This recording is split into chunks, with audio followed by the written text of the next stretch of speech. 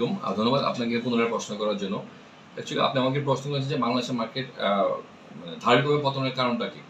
যে আমাদের ক্ষুদ্র অভিজ্ঞতায় আমার যেমন হচ্ছে আমাদের মার্কেটের এখন যে অবস্থা মার্কেট পতনের সর্বপ্রথম কারণ হচ্ছে আমাদের লোন অ্যাডজাস্টমেন্ট।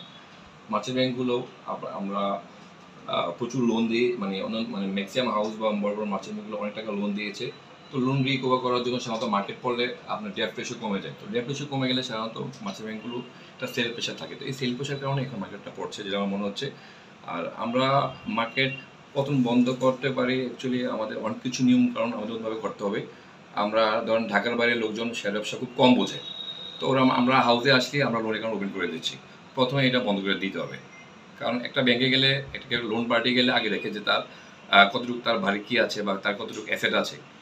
তো আমরা আসলে একটা লোন অ্যাকাউন্ট ওপেন করেছি 10 লাখ 20 লাখ 10 লাখ টাকা অ্যাকাউন্ট করলে 10 লাখ টাকা লোন দিচ্ছি, 20 লাখ টাকা অ্যাকাউন্ট করলে একটা 20 লাখ টাকা লোন দিচ্ছি। কিন্তু অ্যাকচুয়ালি সে কিন্তু সেরকম সব বোঝে না। যেসব মার্কেটটা পড়ে যায় তার অটোমেটিক তার লোন অ্যাকাউন্টগুলো সেলে পড়ে যায়। তো ওই সময় ক্লায়েন্টের কিছু করার থাকে না, ওই চাপে মার্কেটও পড়ে। তো আমাদের প্রথমে অ্যাকচুয়ালি লোনটা বন্ধ করতে হবে। এই বাংলাদেশের share market actually loan support করে না। এটা আস্তে আস্তে কমে আনতে হবে। তো আমাদের যারা অভিভাবক আছেন এসএসসি ডিএসসি ওরা চেষ্টা করছে মার্কেটটা বাড়ানোর জন্য সারা দেশে বিনিয়োগকারী দের শিক্ষা কার্যক্রম ওনারা চালু করেছেন। তো আমি মনে করি ওনাদের পাশাপাশি আমাদের যারা এই মার্কেটে চাকরি করে বড় বড় মার্চেন্ট বা ব্রোকারেজ হাউসে ওদেরকে আমাদের যারা ট্রেডার আছে ওদেরকে আরও এই মার্কেটটা বুঝতে হবে। কারণ যাদের কাছে আমাদের বিনিয়োগকারীরা টাকা নিয়ে আসছেন এফডিআর ভেঙে বা লোন করে বা টাকা নিয়ে আসছে ও তো মার্কেট বোঝে না। ওরা সাধারণত ফেসবুক নির্ভর এবং এবং ওরা সাধারণত বিভিন্ন ধরনের ইয়াতে আপনার শেয়ার কিনে থাকেন। তো আমাদের উচিত হবে যারা ট্রেডার আছে তাদেরকে ওদেরকে একটু ভালোভাবে গাইড করা, অতিরিক্ত ট্রেডার আসায় বাইসেল বন্ধ করে ভালো শেয়ারে বিনিয়োগ করা যাতে ক্লায়েন্টরা লাভ করতে পারে। সাধারণত ক্লায়েন্ট যদি লাভ না করতে পারে বিনিয়োগকারী থাকবে না, এটা কয়েক বছর ধরে হচ্ছে। আর সর্বপ্রথম ভাইয়া লোনটা বন্ধ করতে হবে, কারণ ইউক্রেন যুদ্ধের পরে গত 3 বছর হয়েছে ইউক্রেন যুদ্ধ হয়েছে, এই লোনের কারণে কিন্তু মার্কেটটা দাঁড়াতে পারছে না। তো আমরা আশা করছি এখন মার্কেট যে জায়গায় নিয়ে আসে 5250 এই জায়গা থেকে মার্কেট মেসিভ ব্যাক করবে। কারণ বাংলাদেশের অর্থনীতির সাথে জিডিপির সাথে এই মার্কেটটা বড়ই ব্যবধান। এখন এই মার্কেটটা মিনিমাম 9 থেকে 10 ইন্ডেক্স থাকা উচিত ছিল। তো আমরা আশা করি মার্কেট অতি শীঘ্রই ব্যাক করবে। আর আমাদের কোম্পানি থেকেও আমরা শিক্ষা কার্যক্রম শুরু করেছি ব্রেকেবেলের মাধ্যমে আমরা ক্লায়েন্টদেরকে সুশিক্ষায় শিক্ষিত করার চেষ্টা করছি।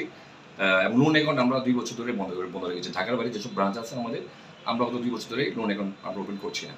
তো আমরা আশা করবো সবাই যদি শুধু এসএসসির দিকে থাকলে হবে না, আমাদের যারা বড় বড় মার্চেন্ট ব্যাংক আছে ব্রোকারেজ হাউস আছে ওরা সবাই যদি সম্মিলিতভাবে আমরা চেষ্টা করি ইনশাল্লাহ আমরা ক্লায়েন্টদেরকে বিনিয়োগকারীদেরকে ভালো জায়গায় নিয়ে যেতে চাই, তাহলে আমরা যদি একটু সচেতন হই আমরা মার্কেটটা ভালোভাবে আবার ব্যাক করতে পারবো।